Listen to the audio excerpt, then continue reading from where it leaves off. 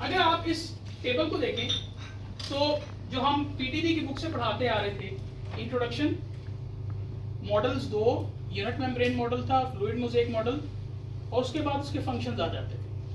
ऐसे ही सर उसमें एक डायग्राम भी मौजूद थी। लेकिन जिस वक्त हम कैम्ब्रिज की बुक को देखेंगे तो सबसे पहले देखें आपको structure of phospholipids and the fluid mosaic model, उसके बाद अरेंजमेंट ऑफ द मॉलिक्यूल्स, कि जो मॉलिक्यूल से ये मिलकर बनी है उसकी अरेंजमेंट क्या होगी, कौन सी चीज़ पहले, कौन सी बाद में, कौन सी इन बिटवीन चीज़ें जो है वो यहाँ पर पेनिट्रेट कर रही हैं या एडजस्ट हो रही हैं या फिक्स हो रही हैं, ये सारी चीज़ें इसके अंदर बताया जाएगा। रोल्स ऑफ द मॉलिक्यूल्स, जो एक एक मॉलिक्यूल इसके अंदर अलाइन हो रहा है, फॉर एग्जांपल फॉस्फोलिपिड्स हैं या एम्बेडेड प्रोटीन्स हैं या कुछ भी है, कोलेस्ट्रॉल है, उनके क्या फंक्शंस हैं, वो क्यों ज़रूरी है इस मेम्ब्रेन के अंदर एडजस्ट होना। फिर सेल सिग्नलिंग, हार्मोन्स आकर अटैच होते हैं, ट्रांसमीटर्स आकर अटैच होते हैं, तो वो किस तरह से सिग्नल करते हैं इंटीरियर ऑफ द सेल, वो मेम्ब्रेन को कैसे इस्तेमाल कर रहे हैं, ये सारी चीज़ें ऑफ कोर्स हमने ये सारी चीज़ें मास्टर्स लेवल के अंदर पढ़ी होंगी, बीएस के अंदर भी पढ़ी होंगी, लेकिन एफएससी के लेवल के ऊपर इन चीज़ों का आना ये रेवोल्यूशनरी चीज़ है जो मैं आपके सामने प्रेजेंट कर रहा हूँ। फिर इसके बाद how substances enter and leaves the cell membrane, ये तो हमने पहले भी पढ़ा है, लेकिन 2-3 लाइनों का यहाँ पर ये मैं आपको भी प्रैक्टिकली दिखाऊंगा भी ये किस तरह से ये सारी चीज़ें हम लेके चलेंगे।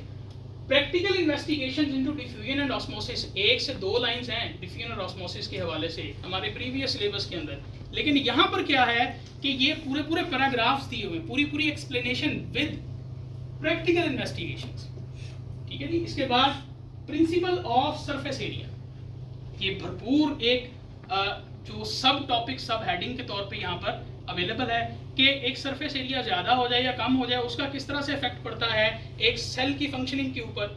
फिर इसके बाद movement of water between cells and solutions in terms of water potential, ठीक है जी सर। ये अब अगर आप देखें, अगर आप कंपेयर करें अपने प्रीवियस जो आप लेक्चर डिलीवर कर रहे थे और अब जो आप फ्यूचर में लेक्चर डिलीवर करेंगे उसमें कितना ज़्यादा गैप है, उस गैप को हम किस तरह से कवर करेंगे, खुद स्टडी करके, खुद मेहनत करके, लेक्चर प्लानिंग जो भी आपको सर ने बताई उसको फॉलो करके, आप उसमें AVVI जो वीडियोस की आप एड हासिल कर सकते हैं, उसके ज़रिए आप बच्चों को बहुत अच्छे से गाइड कर सकते हैं। क्योंकि अब सब कुछ चेंज हो जाने की वजह से एट द एंड हमारे पास एक पॉजिटिव चीज़ एक ही रह रही है जो प्रीवियसली चलती आ रही है, वो है हमारा असेसमेंट।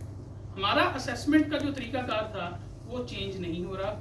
हम पता नहीं है 5 साल 10 साल कब तक जो है वो उसी असेसमेंट के अकॉर्डिंगली ही हम बच्चों को लेके चलेंगे। हमने सिर्फ बुक चेंज यहाँ पर उसका उसी का इशू है, असेसमेंट चेंज का इशू नहीं है। मैं ऐसे इशू कह रहा हूँ, विद वेरी सॉरी, ये मेरे लिए, मैं तो बहुत खुश हूँ इस चीज़ को लेके कि हमने इतना अरसा एक ऐसा लिटरेचर बच्चों को पढ़ाया है और हमने खुद भी वो पढ़ा हुआ है जिससे हम खुद ही सेटिस्फाई नहीं है। अगर आप YouTube के ऊपर नीट एक इंडियन ऑर्गेनाइजेशन है, अगर आप उसको फॉलो करें तो हम उनका कंपटीशन नहीं कर पा रहे थे सिलेबस के अकॉर्डिंगली, तो हम बाहर की कंट्रीज का किस तरह से कर पाते। आप यहाँ पर देखेंगे भी कि एक प्लाज्मा मेम्ब्रेन के एरिया के अंदर आपको कितनी एक्टिविटीज नजर आएंगी जो आप बच्चों से परफॉर्म करवाएंगे। सर नेक्स्ट करिए। ये पीटीबी का जो हम रवायती सिलेबस पढ़ते आ रहे। नेक्स्ट सबसे यहाँ पर इंटरेस्टिंग चीज, चैप्टर का नेम क्या है? अब आपको अंदाजा हो जाएगा कि कहाँ हम एक टॉपिक के ऊपर और कहाँ उसी टॉपिक के नाम का पूरा चैप्टर दे दिया हुआ है। इट मीन्स कि ये बहुत ज्यादा डिटेल्ड है, हमें इन डिटेल्स को फॉलो करना पड़ना है, अदरवाइज हम बहुत पीछे रह जाएंगे। या अब मैं एक तलख कुछ चीजें आपके सामने प्रेजेंट करूंगा। पहली चीज ये कि हमें फील्ड में कंपटीशन के अंदर रहने के लिए एक्स्ट्रा एफर्ट करनी पड़ेगी, अदरवाइज जो नए लोग आएंगे वो हमें रिप्लेस कर देंगे। सर्वाइवल ऑफ द फिटेस्ट, आपने ये बड़ा इंपॉर्टेंट फिनोमिना स्टडी किया हुआ है, ये हम पर आ गया। अगर हम इन नई चीजों को अपने ऊपर इंप्लीमेंट पहले नहीं कर पाएंगे तो हम उस रेस से बाहर चले जाएंगे। हमें उस रेस में इन रहने के लिए, बल्कि टॉप लीडिंग सिचुएशन के अंदर रहने के लिए, एक मॉडल बनने के लिए, ताकि जो नए लोग आ रहे हैं वो हमें फॉलो करें, उसके लिए हमें मेहनत करना पड़ेगी। सर जरा नेक्स्ट कीजिएगा। देखिए जी, इंपॉर्टेंस ऑफ मेम्ब्रेन, इसमें स्ट्रक्चर ऑफ मेम्ब्रेन्स, फॉस्फोलिपिड्स दिया हुआ है।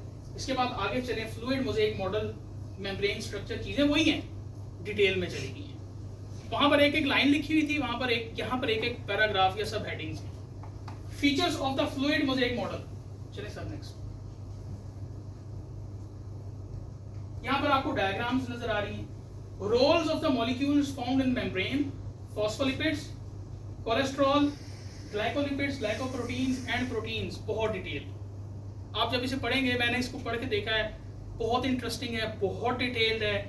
आप भी इसको एंजॉय करेंगे पढ़ाते वक्त। हाँ, अलबत्ता जिस वक्त आगे क्लास इसको अब्जॉर्ब करने वाली होगी, आप उसको डबल एंजॉय करेंगे। ठीक है जी, आगे चले सर। ये देखिएगा, आपको सेल सिग्नलिंग नजर आ रही है। फिर next sir, movement of substances across membrane, जिसमें डिफ्यूजन, प्रैक्टिकल एक्टिविटी, मैंने आपको बोला था प्रैक्टिकल अप्रोच इसके अंदर शामिल है। आपको मुख्तलिफ प्रैक्टिकल एक्टिविटीज बच्चों को करवाना पड़ेंगी।